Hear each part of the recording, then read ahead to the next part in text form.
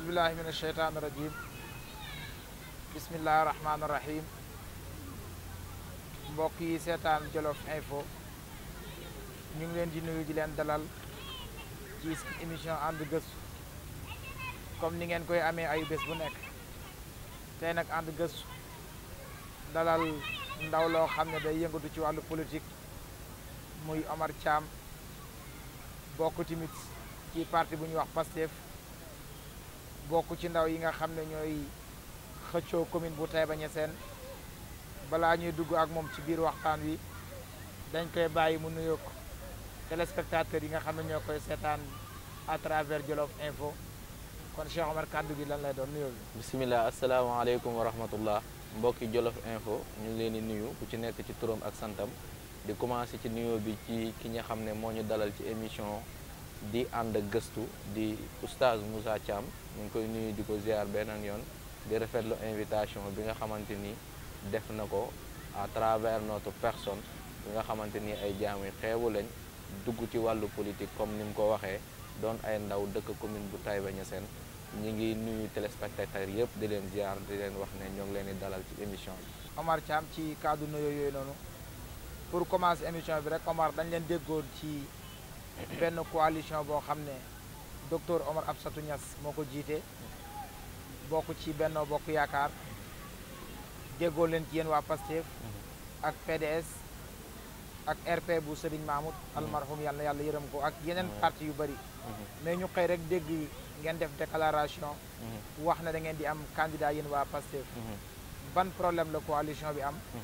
ak lan moo tax ngeen génn ci coalition bi ak encore est-ce que teelul ci Pastef bu Taïba Niassène muy présenté candidat ci élection locale yi. waaw sëñ Moussa ñi ngi rafetlu question boobu di la wax ne Pastef musta nekk ci gannaaw Omar Absatou Niass loolu ku koy wax it day wax rek ngir wax rek mais duwul wax joo xamante ni ju wér la du wax joo xamante ni amul kenn moo mën a ñëw dëggal loolu waaye nag ñàkkul ne parti balaa feeñ ndax bëgguñu woon a yàq benn yoon yàq boo xam ne ñoragul loolu moo taxoon ñu gis ne ñenn ci biir parti bi gisoon ne à ce que dem ànd ak Omar Absatou Niass mooy li nga xamante ni mooy le bon choix te ñoom it amuñu woon patience ci à ce que di xaar pour Pastef nekk di togg candidature bi nga xamante ni moom la bawoon xel présenté ci élection locale yi nga xam ne moom la ñuy dëtmal en 2022 loolu moo sababoon ñenn ci waa Pastef yi demoon présenté wu joxe seen accord ne banañ xel ànd ak Omar Absatou Niass waaye du ne parti Pastef ci boppam moo jugoon dem ndax parti Pastef doon na parti boo xam ne kenn moomu ko képp koo xamante ni ñëw nga fi rek dafa am ay conviction ak ci principe yoo xamante ni moom nga gëm ba à ce que ñun ñëpp ñu dajaloo ci benn groupe ñu koy wax Pastef Taïba Niassène àndandoo di liggéeyoo depuis des années kon loolu noonu ku taxaw di wax ne Pastef dafa ànd ak Omar Absatou Niass wax na loo xamante ni dara wéru ci ndax Pastef mënta am candidat te Omar Absatou Niass bokk Benno Bokk Yaakaar Pastef taxaw di ànd ak moom kon génn na ci ay principe am génn na ci ay conviction am te Pastef candidature am teelut lu tax teelut mooy parti bu mel ni Pastef xam nga lan moo doon question bi ci li ma jàpp mooy Pastef ñàkk am candidat ñu taxaw di laajte ne waaye yéen liggéey bu ngeen doon liggéey depuis si lors lan moo tax ak ban njariñ moo taxoon ak lan mooy cause bi exactement ñu gis ne ñàkkoon a def loolu moo waroon a am laaj bu rëy bi nga xamante ni mooy lan moo tax Pastef ñàkk am candidat waaye Pastef am candidat dans tous les communes du Sénégal loolu moom li ma gëm mooy c'est une obligation li ma gëm mooy li war a am teelut ci dafa bëri ay façon yoo xamante ni mën nañ cee ñëw ci tontu ci teelut googu mooy ne tey teelut bu fekkente nii ne dañuy jàpp ne xam-xam mooy ilimaanu njiit kon teelut ndax am na xam-xam boo xam ne yàlla dénk nañ ko muy xam-xamu koom-koom kon jàpp nañ ne am nañ possibilité mën a poser suñu candidature teelut ndax jàpp nañ ne fa actuel maire tolloon bay laaj commune bi toll nañ fa kon teelut ndax olof moo ne dara teelut te bon dee rek a teel te bon kon dara teelut te lu ne gone moo ca gën moo tax ñu jàpp ne teelut kon candidature teel naam teelut gi loolu mooy ci suñu tontu. jërëjëf Omar Thiam mais ba tey tamit ku wax élection wax campagne te ku wax campagne xam ne dafa laaj koom-koom bu bari te ku xam Pastef bu Taïba Niassène est-ce que li fa nekk tey ci koom-koom mën na financer campagne bu Pastef wala boog dafa am ay bailleurs yoo xam ne moo nekk ci ginnaaw Pastef boo xam ne nii ñoom ngeen yaakaar pour mu financer leen seen campagne rek waaw laaj boo xamante ni la bëri nañu sawar di ko laajte jamono bu nekk est-ce que Pastef Taïba Niassène dinañ am luñ demee campagne wala déet waaye comme ñun waa Pastef dañoo woote la politique autrement ku ne xam ne ne parti Pastef parti la boo xamante ni képp ku ciy dugg sax da ngay jënd carte membre te chaque fin du mois da ngay cotiser à ce que pour caisse bi mën a am dara loolu noonu suñ dara ñu di ko dajale weer bu nekk loolu lañ ba xel demee campagne mu bëri mu néew incha allahu rabbi yàlla xeebut yéemut loolu danañ ko doyloo te danañ ci dem di wax ne am na ci ñoo xamante ni ay sympathisants rek lañ de Pastef am na ci ñoo xamante ni ay niti Omar Thiam lañ pare nañ pour ànd ak moom ci li nga xamante ni mooy les campagnes à venir ku ne campagne na xaalis dëgg certes waaye nag ñun bawuñ xel def campagne boo xam ne ay mbumbaay laak waa Benno Bokk Yaakaar ray nag ñu ray fa nag fuñ xumbaayee ñu xumbaay fu mbumbaayee ñu mbaay déedéet ñun liñ soxla mooy débat d'idées liñ soxla mooy wax nit ñi li nga xamante ni fi lañ jëm ak ñoom liñ soxla mooy woo nit ñi ci dëgg liñ soxla mooy développement wu commune de Taïba Niassène liñ soxla mooy changement lañ soxla kon loolu laaj na moyen laajul moyen waaye daal ñi ngi wax ne bépp activité boo xamante ni daan nañ ko def bëri na ay volonté ay sympathisants yoo xamante ni dañ daan yëkkati seen dara di ko ci def ñooñu ba tey am nañ njort bu rafet na tey la waalo gën a yaay te ñu ngi leen di woo si loolu di leen jaajëfal di leen sant di la gërëm ci taxawaay bu rafet boobu nga xam ne ñu ngi koy taxaw jëmee ci ñun pour jàppalante ñun ci élection yi di ñëw. mais est-ce que loolu du juraat beneen problème ndax parce que nit bu jëlee alalam dugal ko ci financement élection mi ngi xaar ëllëg boo gañee mu am lu ñëwaat est-ce que kon changement de système bi ngeen di woote di ngeen daanuwaat ci piège bi déedéet duñ daanu ci piège bi parce que ñun ak lu mën a xew lu mën a am xam nañ nit ñi nga xamante ni la ñuy jëflanteeg ndax bépp nit boo xamante ni ñi ngi jëflanteeg moom lépp lu mu ciy def toppuñu ci dara ndax yàlla rek moo tax di ko def ndax lan xeex changement xeex jafe-jafe yi nga xamante ni moo nekk ci suñu askan rek mooy li nga xamante ni moo ko yóbbee à ce que ba mu yëkkati di def lu ko mën ak lu ko mënut kon ñun njortuwuñ benn yoon ne am na ay yoo xam ne ndëgg sërëx yoo xam ne bu ëllëgee dañ ñu koy lalal wax dëgg yàlla te séntuwuñ ci ko it ci nit ñooñu nga xamante ni ay nit yu baax lañ yoo xamante ni lépp luñ ne ña nga ca luñ newut newuñ ci. jërëjëf mbokk yi seetaan Jolof Info yéen a ngi seen émission ànd gëstu ni ngeen koy amee ayu bés bu nekk tey nag ñu dalal Omar Thiam bokk ci parti bi ñuy wax Pastef bokk encore ci ndaw yi nga xam ne ñuy xëccoo commune bu Taïba Niassène Omar tey ñu bëri dañoo yaakaar njort ne maire sortant bi moo nekk sa gannaaw muy Modou Habib Niass lan ngay wax ñu ci loolu waaw li may tontu ci loolu rek mooy ne loolu du waxi dara ndax tey monsieur le maire ci boppam nga xam ne Benno Bokk Yaakaar la bokk man ma bokk parti Pastef bokk ci coalition Yewwi Askan Wi kon moom bu demee bay investir jàpp naa ne ñàkkul ñu investir te képp ku xam Omar Thiam dans la commune de Taïba Niassène xam ne musta doon nit koo xamante ni ci gannaaw Mouhamadou Habib Niass la topp ñuy wax le maire actuel ne moom moo koy ba mu koy investir kon moom amul benn lien politique boo xamante ni lée nañu man ak moom ba war a mën a tax moom mu yëkkati xaalisam di ko investir ci Omar Thiam mi nga xamante ni candidat wu Pastef la kon loolu moom ku koy wax it da ngay wax ngir wax rek wala da ngay wax ngir saboote rek waaye waxoo sa xam-xam boo xamante ni bu nit war a mën a toog di déglu la. non du sabotage parce que tey boo xoolee système élection yi ni mu demee raw gàddu lay doon candidat bu jiitu rek moom mooy nekk maire te ni candidat yi gën a bëree rek loolu da koy gën a arrangé moom ñun nekkuñ ci loolu jëm ak moom parce que ñun liñ gëm mooy dañuy gagné ndax yonent bi sallallahu alayhi wa sallam sax moo njëkk gëm boppam te ñun mooy suñu royu waaye ci lépp loo xamante ni ñu ngi koy def ndax ñun ay doomi jullit lañ kon donc doon na loo xamante ni ñun néewuñ sax di gëm ne ñun ñooy jël ndaa rek ay jël deuxième ak ñun dañ fay nekk ngir wàññi taux pourcentage déedéet ñun liñ gëm mooy ñooy gagné incha allahu rabbi di woo ci liggéey boobu ñëpp nag ndax tey boo soxlaa dara ci aw askan li ngay def mooy tàllal leen loxo na leen ñun kat candidat bii taxaw di Omar Thiam bëgg na ngeen jàppalanteeg moom ndax askan woowu rek ñooy ki la mën a fal gannaaw yàlla. askan woowu di la fal. tey boo ñëwee ci ñoom ñu bëri. dañoo jàpp ne candidature bi daa teel. parce que Omar Thiam ndaw la. ci ay at. ñi ci des jàpp ne candidature bi daa teel. parce que Omar Thiam xamuñ ko ci commune bi. tey ñëpp ñu ngi wax ne da ngaa waroon wàcc ci terrain bi def ni sa naataangoy def ku mel ni docteur Omar Absatou nga xam ne lu ëpp weer mi ci commune Taïba Niassène def porte à porte est-ce que jiitaloon loolu gënul waaw xam nga tey loolu ñi ngi ci mais ku ci nekk daf koy def de façon stratégique ak ni mu ko manee tey comme ni mu ko waxee moom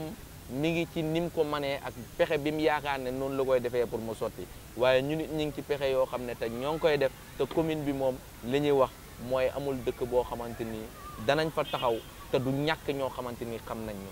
dana am nag dëkk yoo xamante ni tey boo fa demee ñi lay xam dafay doon bu minime am dëkk boo xamante ni boo fa demee ñi lay xamit ñu bëri lay doon comme tout politicien dans la commune noonu la demee ñii danañ la xam ñii duñ la xam waaye moom taxaw de façon générale nga taxaw wax ne Omar Thiam dans la commune de Taïba Niassène xamuñ ko loolu moom jàpp naa ne doon na loo xam ne du waxu dara lu du waxu koo xamante ni peut-être dafay minimiser la candidature de Omar Thiam wala dafay indi yeneen inconvénients yoo xamante ni nit ñi buñ ko déggee mu indil leen ay découragement par rapport à sa candidature mais tey man li may wax mooy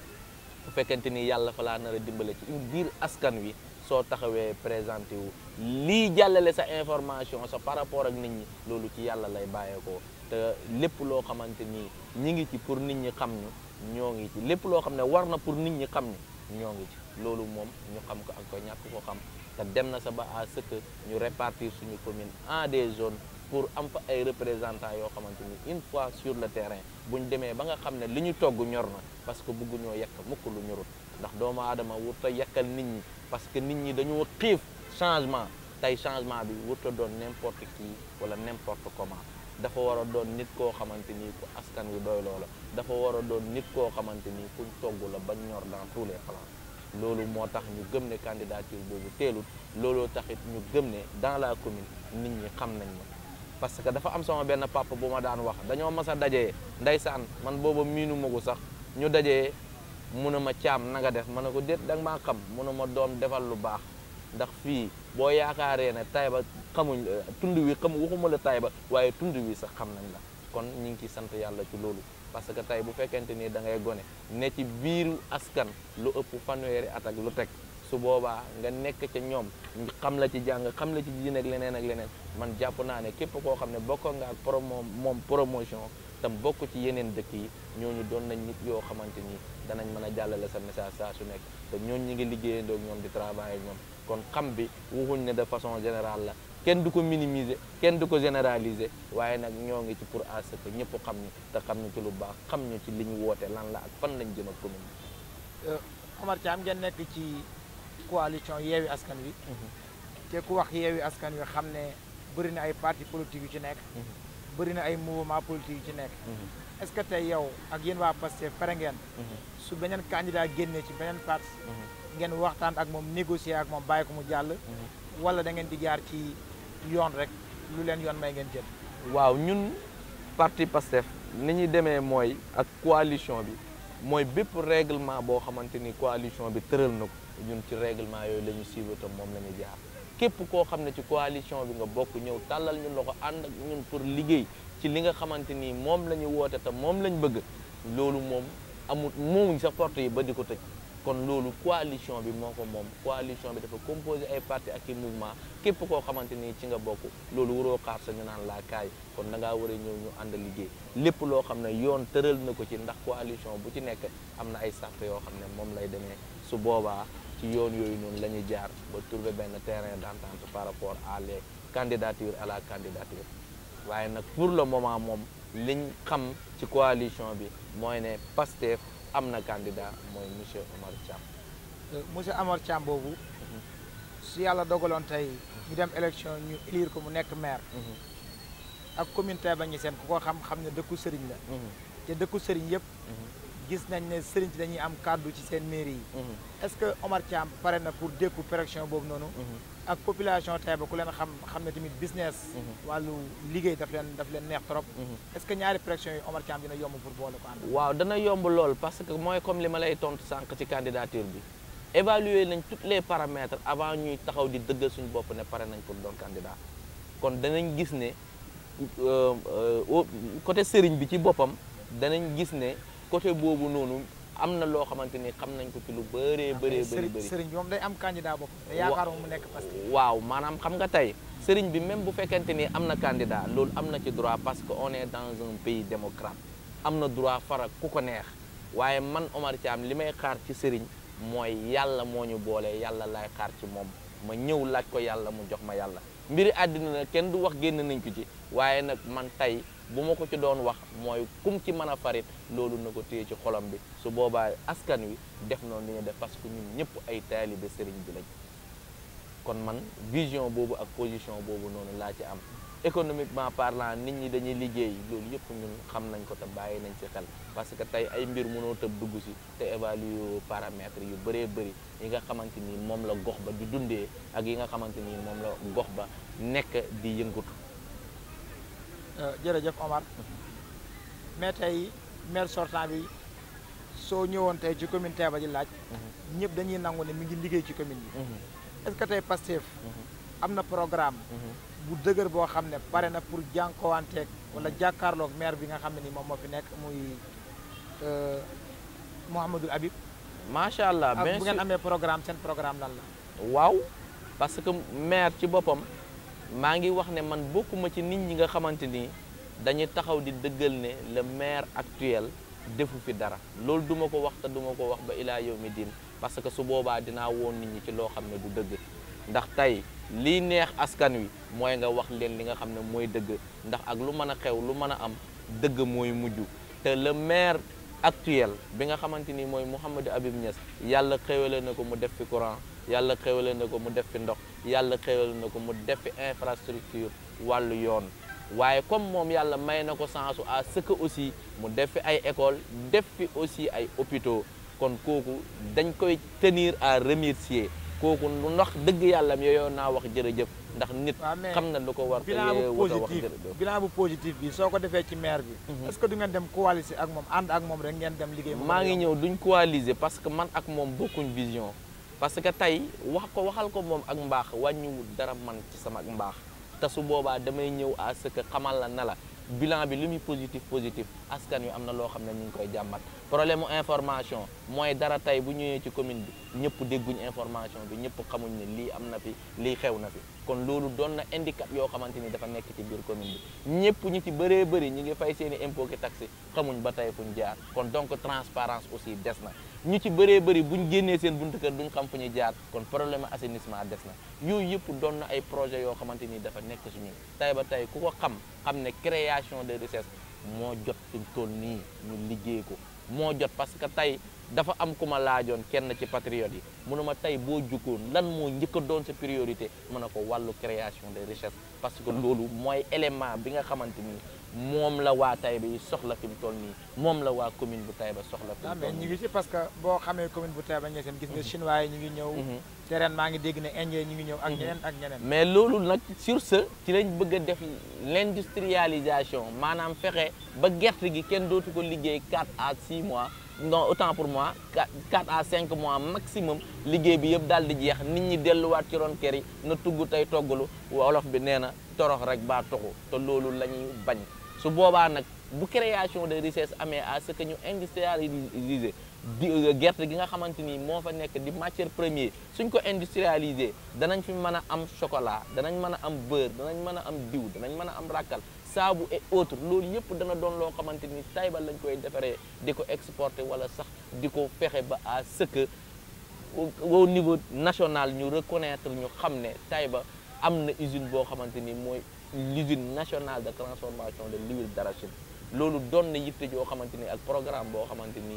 bëgg nañ mu instauré wu dans la commune de Taïba Niassène toogaay bi jeex ku ci nekk ci ñun xëy di dem di liggéey di am dara di mën a am loo dimbalee sama njaboot ndax jamono ji ñu gis gën a yomb moom gisatuñ ko fi gën a cher rek lañ ko fiy gis kon toogaay beeg tappale yi ji nit ñi nekkee yëpp li ko war dara warulu ko lu dul xëy toog sax njaboot na la indi ma dem su boobaa soo amul loo liggéey rek dafay métti moo tax ñun point boobu doon na point focal boo xamante ni pare nañ pour dimbalante ci askan yi wàllu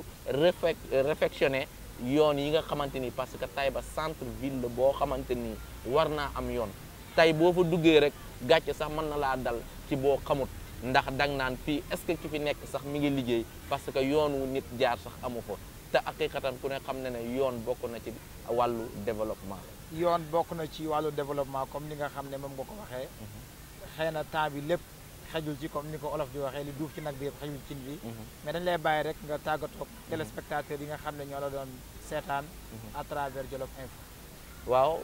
asalaamaaleykum. ñi ngi woo waa commune bu Taïba Niassène yëpp ci liggéey bi nga xamante ni moom lañ simbu di leen woo à ce que ñu jàppalante ci liggéey bi nga xamante ni mooy soppi la commune de Taïba Niassène mooy indi un Taïba nouveau boo xamante ni képp koo xamante ni yow am nga xam-xam ñu ngi lay woo ci loolu képp koo xam ne am nga sa doole ak say pexe ñu ngi lay woo ci loolu ñun du nit koo xamante ni Taïba moo ñu ñor mais commune de Taïba moo ñu ñor ñu ngi woo surtout la jeunesse les femmes ñeen ñëpp yéen ñi nga xamante ni ñoo composé la commune de Taïba Niassène ñu leen di wax ne seen doom seen xarit monsieur Omar Thiam moo leen di woo ci liggéey boobu noonu nga xam ne xeebu ci kenn xeebu ci xalaatab kenn parce que tey aw askan boo fa nekkee soxla fa dara nawloo leen dafa am solo def nit ñi ñuy ay nawle dafa am solo moo tax yéen ñëpp ñu ngi leen di xamal ne xamuñ munuñ bëgg rek lañ am donte yàlla bi nga xamee ne moom kenn rek fi ne ak bëggam rek moo ko may lii yëpp tey lii yëpp ñuy gis tey bëggam rek a ko may kon ñu nit suñu bëgg googu la ñuy wéedu di leen ci woo di leen wax ne ñëw leen à ce que ñu liggéey suñu Taïba Niassène parce que ñun ñoo ko war a liggéey ndax am réew wala ab gox kenn du ko liggéey lu ndaw ña te yaakaaru gox wala yaakaaru réew ma nga ca ndaw na di wax ne woowuñ kenn ci xastante li ñu woote mooy dëgg ku dégg ne xam ne lii ñuy woote mooy dëgg ñu ngi lay woo si loolu nga ñëw nga wuyu suñu nga jàppalante ñun ci loolu incha allahu rabbi 2022 ñu peut gagner les élections te utinu rafet taxut a am yàlla mooy maye ñu ngi leen di woo ci à ce que ngeen ñëw ñu àndandoo uti te xam ne taxut a maye yàlla mooy maye nañ rek utinu rafet asalaamaaleykum wa rahmatullah taxul a am yàlla mooy maye Cheikh Omar ñu ngi lay jaajëfal di jaajëfal téléspectateurs yi nga xam ne ñoo doon seetaan seen émission ànd gëstu à travers Jolof Info comme ni ngeen koy amee ayu bés bu nekk seen xarit Oustaz Moussa Thiam di leen ko defal ñu ngi leen di sant di leen gërëm di sant suñuy caméraman ak suñuy techniciens yi nga xam ne ñoom la ñuy ànd ak chaque jour di leen jox dig daje